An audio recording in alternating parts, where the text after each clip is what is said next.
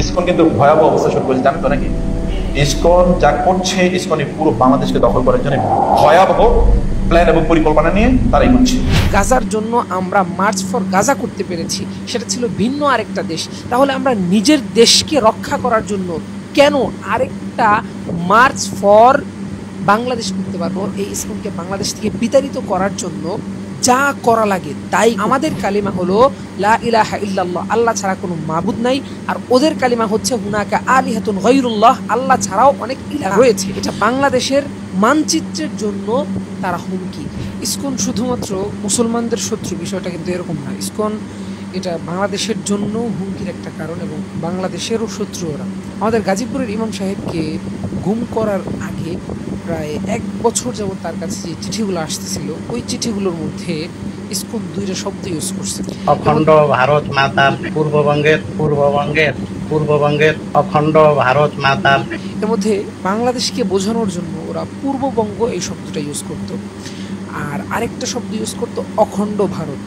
এখন অখণ্ড ভারত কি? অখণ্ড ভারত এটার অর্থ হচ্ছে, দেখেন, আগে 1947 সালের আগে যখন ব্রিটিশ শাসন করত, এরও আগে এবং ব্রিটিশ শাসনের সময়ও এই পুরা বাংলাদেশ, ভারত, পাকিস্তান, এই 3টা দেশ একটা দেশ ছিল। এরপরে যখন ব্রিটিশটা চলে যায় দেশ থেকে, তখন এই একটা বিভাজন করে দিয়ে যায় যে এটা এতটুকু হবে পাকিস্তান, এতটুকু হবে হচ্ছে ভারত। এটা হয় হচ্ছে 1947 সালের দিকে। তো এই যে বিভাজনটা আছে, এই বিভাজনটা এই হিন্দুরা মেনে নিতে পারে না। ওরা এই কারণে সব সময় বলতে থাকে অখণ্ড ভারত হোক, অখণ্ড ভারত হোক, অর্থাৎ পুরোটাই যেন এই হিন্দুদের কাছে চলে আসে, ওরা যেন ওই পুরোটাকে শাসন করতে পারে, এরকম একটা ইচ্ছা হচ্ছে ওদের মনে আছে। এই কারণেই মূলত অখণ্ড ভারত বলে যে স্লোগানটা, ওরা এই স্লোগানটা দিয়ে থাকে। এবার আসেন যে ওরা আরেকটা শব্দ ইউজ করছে এই চিঠির মধ্যে, সেটা হচ্ছে পূর্ববঙ্গ। পূর্ববঙ্গ মানে কি? পূর্ববঙ্গ মানে হচ্ছে বাংলাদেশ। এই শব্দটা ইউজ করার দ্বারা স্পষ্ট বোঝা যাচ্ছে যে এই যে ইসকন বা এই হিন্দুরা, এরা মূলত বাংলাদেশকে বাংলাদেশ হিসেবে মানেই না, বরং ওরা এই দেশটাকে পূর্ববঙ্গ অর্থাৎ ভারতের একটা অংশ হিসেবে মনে করে।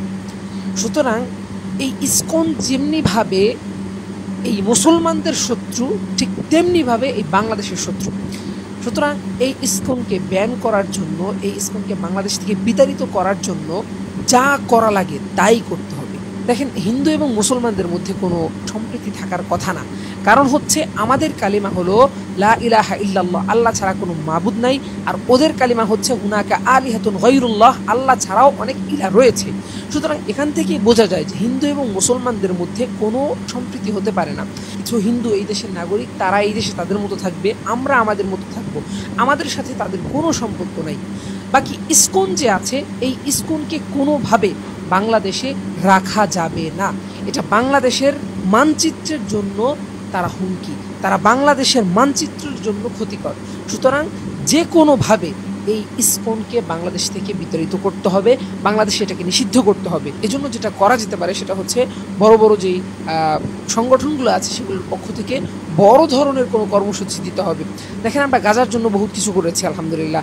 গাজার জন্য আমরা মার্চ ফর গাজা করতে পেরেছি, সেটা ছিল ভিন্ন আরেকটা দেশ। তাহলে আমরা নিজের দেশকে রক্ষা করার জন্য কেন আরেকটা মার্চ ফর বাংলাদেশ করতে পারবো না? অবশ্যই পারবো। বড় বড় যে সমস্ত সংগঠনগুলো আছে তাদের কাছে আমরা আবেদন করছি যে তারা যেন খুব দ্রুত সময়ের মধ্যে বড় ধরনের কোনো কর্মসূচি দেয়, যেটার মাধ্যমে আমরা বাংলাদেশ থেকে ইসকনকে চিরতরে নিষিদ্ধ করে বিতাড়িত করতে পারবো।